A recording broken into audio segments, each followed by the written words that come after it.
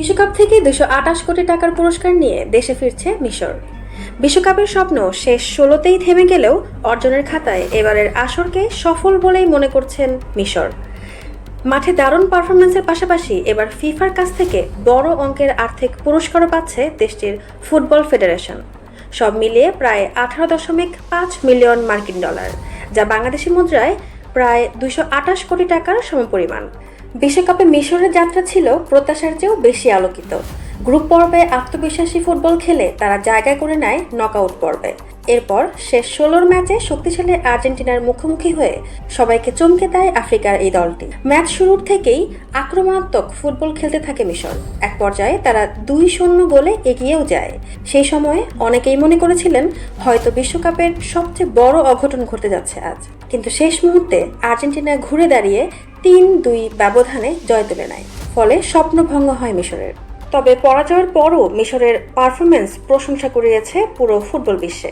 বিশেষ করে শক্তিশালী প্রতিপক্ষের বিপক্ষে যেভাবে তারা লড়াই করেছে তা অনেক বিশ্লেষকদের মতে টুর্নামেন্টের অন্যতম আলোচিত পারফরম্যান্স ছিল।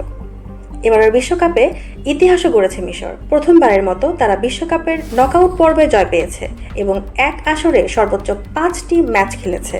এছাড়া পুরো টুর্নামেন্টে 8টি গোল করে বিশ্বকাপের একক আসরে নিজেদের সর্বোচ্চ গোলের নতুন রেকর্ডও তৈরি করেছে।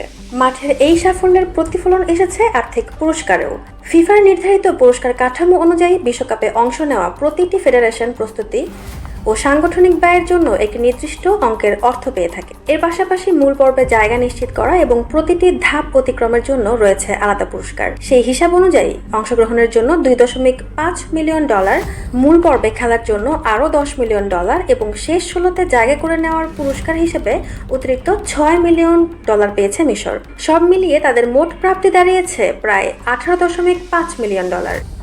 বিশ্লেষকদের মতে এই অর্থ শুধু পুরস্কার নয়, এটি মিশরের ফুটবল অবকাঠামোর উন্নয়ন, বয়সভিত্তিক দল গঠন, একাডেমিক সম্প্রসারণ, কোচিং ব্যবস্থা আধুনিকীকরণ এবং ভবিষ্যৎ প্রজন্মের খেলোয়াড় তৈরিতে বড় ভূমিকা রাখতে পারে।